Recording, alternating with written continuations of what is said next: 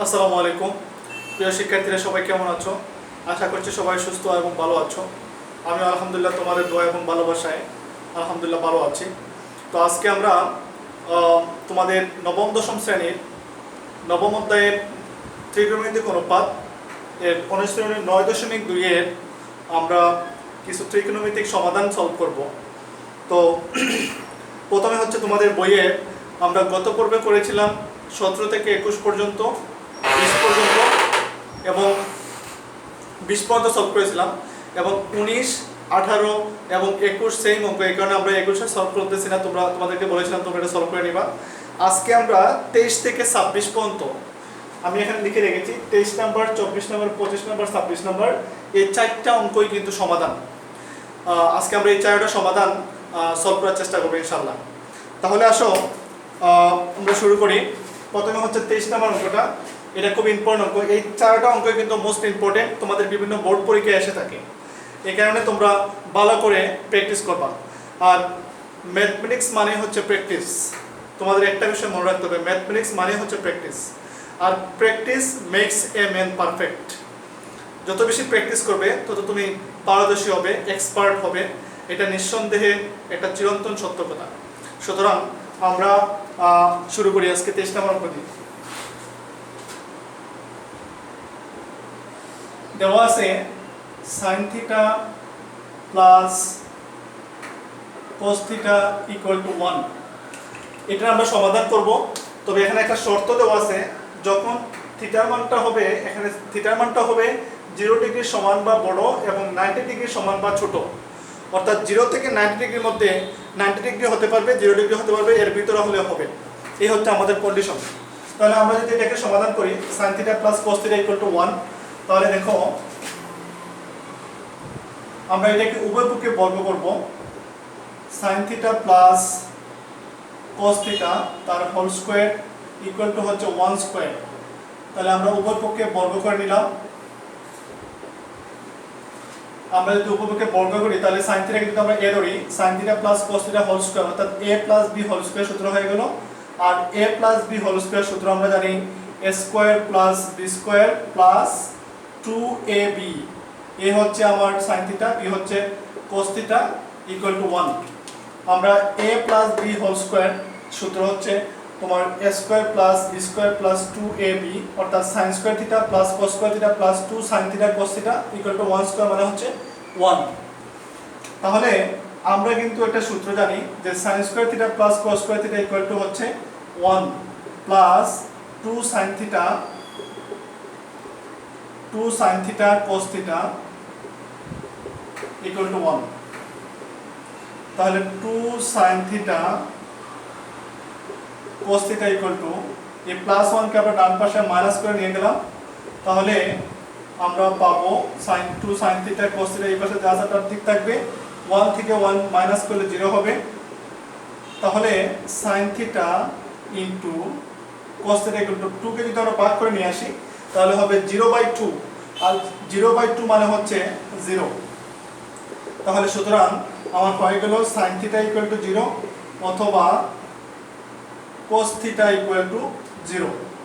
তাহলে sin θ equal two 0 মানে sin কত ডিগ্রি 0?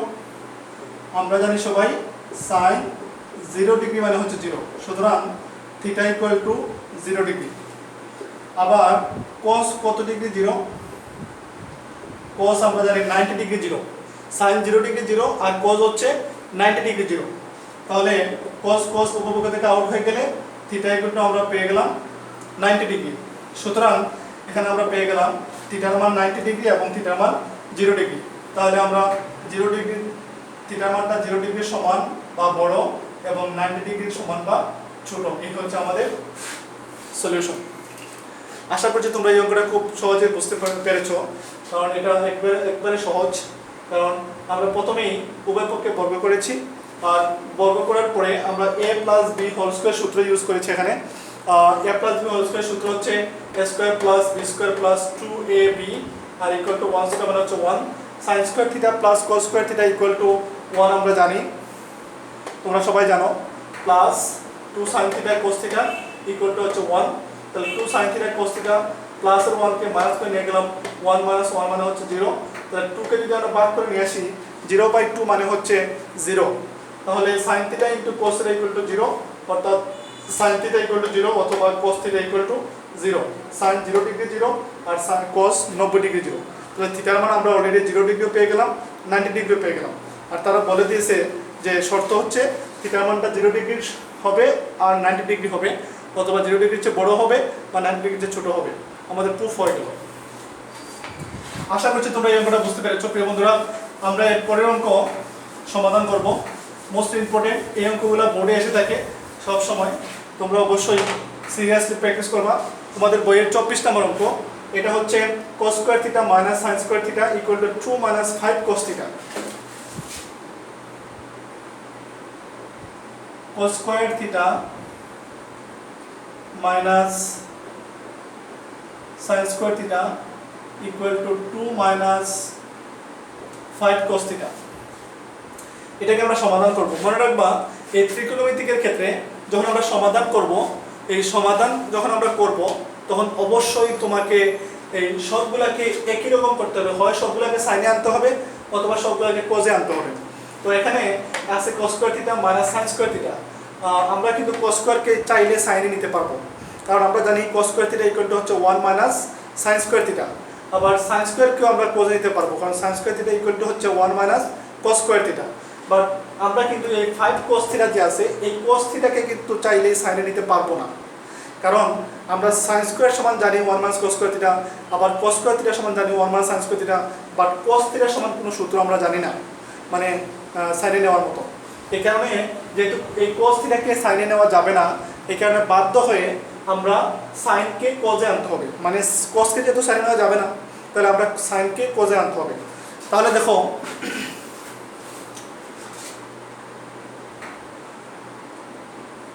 cos স্কয়ার ঠিক থাকবে আমরা sin কে cos এ আনবো sin স্কয়ার থিটা মানে হচ্ছে 1 minus cos square theta equal to 2 minus 5 cos theta তাহলে এই cos স্কয়ার থিটা ঠিক থাকবে মাইনাস যদি আমরা এটাকে গুণ করে দেই মাইনাসের 1 মাইনাসে plus cos square theta plus 2 কে মাইনাস করে নিয়ে আসলাম মাইনাস 5 cos থিটাকে আমরা প্লাস করে নিয়ে আসলাম এই পাশে ইকুয়াল টু ওই পাশে 0 থাকলো তাহলে cos স্কয়ার থিটা এবং cos স্কয়ার থিটা যোগ করলে হচ্ছে 2 cos স্কয়ার থিটা প্লাস এর 5 cos থিটা মাইনাস 1 মাইনাস 2 যোগ করলে হচ্ছে মাইনাস এর 3 ইকুয়াল টু 0 এখন এটাকে আমরা দেখো সেম সবগুলো সেম হয়ে গেছে এটাও cos স্কয়ার থিটা এটা cos থিটা সেম হয়ে গেছে আর সেম ছাড়া আমরা কিন্তু মিডল ফ্যাক্টর করতে পারবো না এই কারণে তোমাদেরকে অবশ্যই খেয়াল রাখতে হবে তা আমরা যদি এটাকে মিডল ফ্যাক্টর করি আমরা নরমালি জানি সামনে কোনো যদি সংখ্যা থাকে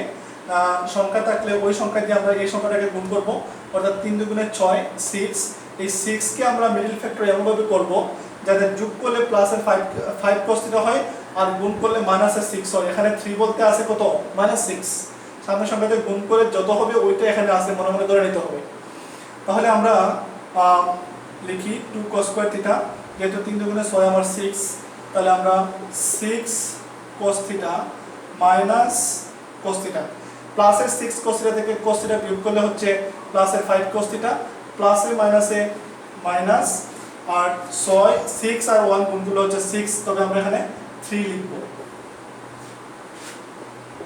এই দুইটা থেকে আমরা যদি কমন নেই এখানে 2 cos স্কয়ার থিটা আছে এখানে 6 cos থিটা আছে তাহলে 2 cos থিটা কমন যাবে এখানে থাকবে cos theta plus 6 cos theta থেকে আমরা 2 cos থিটা কমন নিলাম থাকবে শুধু 3 মাইনাস এখানে কোনো কমন নাই শুধু 1 কমন নিব আমরা তাহলে এখানে থাকবে cos থিটা মাইনাসে plus 3 equal to 0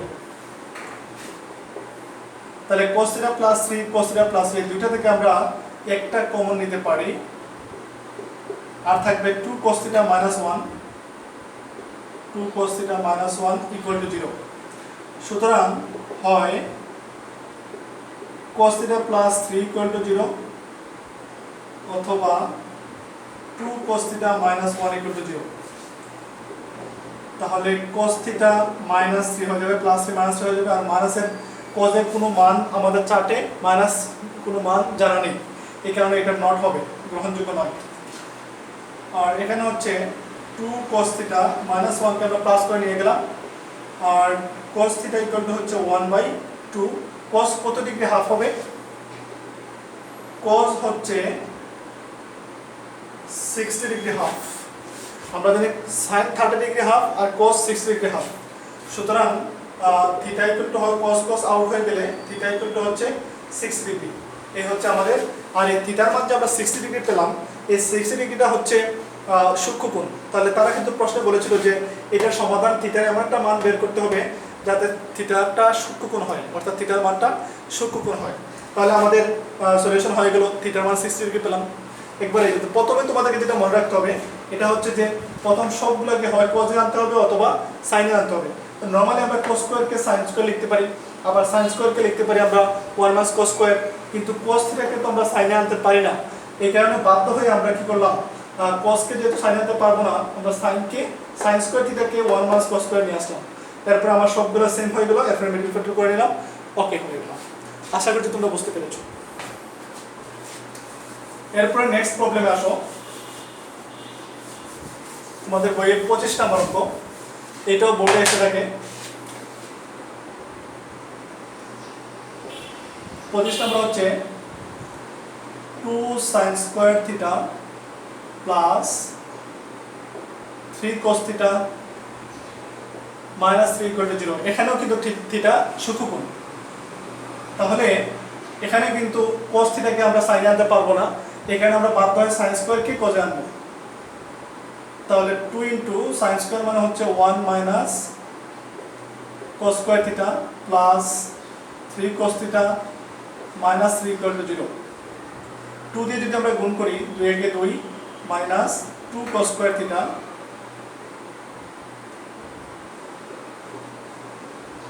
plus 3 cos theta minus 3 equal to 0। তাহলে মাইনাসে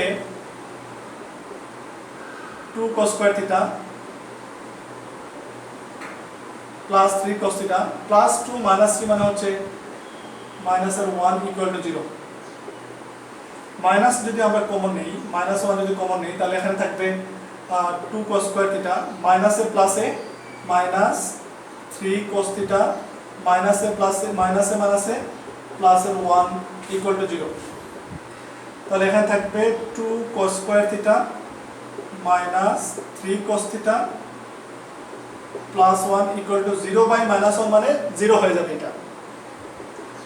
এখন আমরা এটাকে মিডল ফ্যাক্টর করব। আমরা জানি সামনে কোনো সংখ্যা থাকলে সামনের সংখ্যা দিয়ে আমরা এই সংখ্যাটাকে গুণ করব, অর্থাৎ 2 হবে, 2কে আমরা মিডল ফ্যাক্টর করব। তাহলে 2 cos square theta minus 2 cos theta minus cos theta plus 1 equal to 0।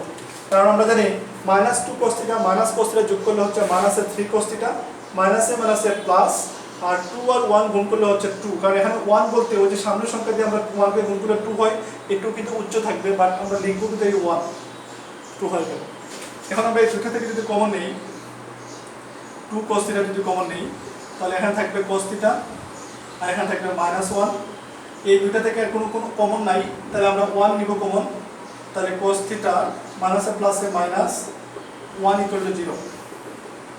cos theta -1 cos theta -1, এই দুটো থেকে আমরা একটা কমন নিলাম, আর রইল এখানে 2 cos থিটা -1 ইকুয়াল টু 0।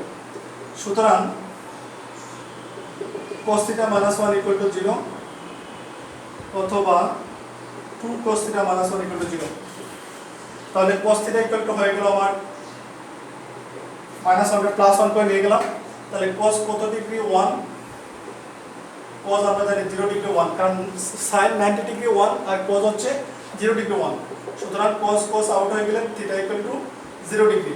তারপরে 2 cos আমরা এটা যদি বের করি, 2 cos -1 আমরা +1 করে নিয়ে গেলাম ওই পাশে। তাহলে cos থিটা ইকুয়াল টু 1/2। তাহলে cos কত ডিগ্রি হাফ, cos হচ্ছে 60 ডিগ্রি হাফ। সুতরাং থিটা ইকুয়াল টু পেয়ে গেলাম আমরা 60 ডিগ্রি। এটাও হচ্ছে থিটার মান 60 ডিগ্রি, অর্থাৎ থিটার মান 60 ডিগ্রি হলে আমার থিটার মানটা সূক্ষ্মকোণ হয়ে গেল। আশা করছি এটা তোমরা বুঝতে পেরেছো। তো এই ধরনের সমাধানগুলো সবগুলো কিন্তু একই টাইপের।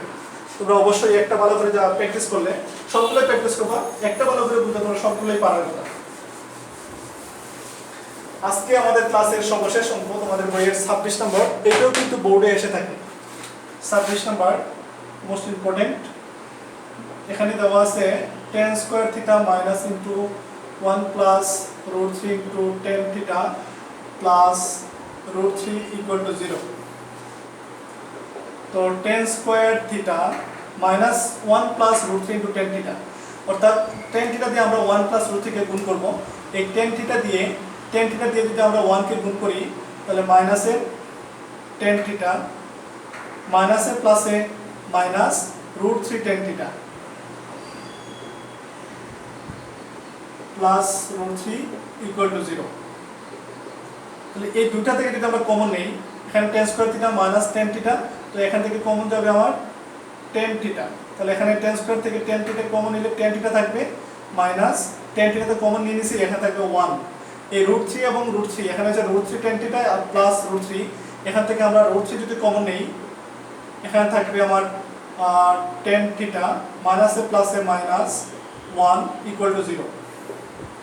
tan theta minus 1 tan theta minus 1, এই দুইটা থেকে আমরা একটা কমন নিলাম, আর এখানে থাকবে tan theta minus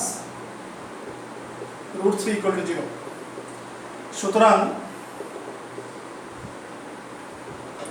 tan theta minus 1 equal to 0 অথবা tan theta minus √3 equal to 0। তাহলে tan থিটা ইকুয়াল টু 1, তাহলে tan কত ডিগ্রি 1 হবে?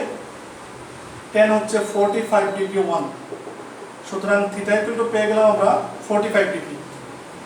এদিকে tan theta equal to minus √3 হয়ে যাবে প্লাস √3। তাহলে tan কত ডিগ্রি √3? tan হচ্ছে 60 ডিগ্রি √3। সুতরাং থিটা ইকুয়াল টু হচ্ছে 60 ডিগ্রি। তাহলে আমরা পেয়ে গেলাম থিটার মান দুইটা, একটা হচ্ছে 45 ডিগ্রি আর একটা হচ্ছে 60 ডিগ্রি। এই হচ্ছে আমাদের সলিউশন। একেবারে সোজা এবং শর্ট অঙ্ক, কিন্তু এগুলো ইম্পর্টেন্ট অঙ্ক। প্রিয় বন্ধুরা, আজকে আমরা 23, 24, 25, 26 এই গুরুত্বপূর্ণ 4টি সমাধান আমরা ত্রিকোণমিতির সমাধান করলাম। তোমরা অবশ্যই এগুলো বারবার প্র্যাকটিস করবে এবং এগুলো প্র্যাকটিস করার মাধ্যমে তোমরা তোমাদের যে ত্রিকোণমিতিক অনুপাতের যে মানগুলো আছে, মানগুলো প্র্যাকটিস হবে, সূত্রগুলো প্র্যাকটিস হবে। এই কারণে বাসায় বেশি বেশি প্র্যাকটিস করবা। এই লকডাউনের মধ্যে তোমরা অযথা সময় নষ্ট না করে ম্যাথ প্রতিদিন 1 ঘন্টা করে প্র্যাকটিস করতে পারো। এবং ম্যাথ কিন্তু প্র্যাকটিসের বিষয়। ম্যাথকে আয়ত্ত করতে হলে তোমাকে প্রতিদিন নিয়মিত প্র্যাকটিস করার মাধ্যমেই তোমার নিজের আয়ত্তে নিয়ে আসতে পারবে।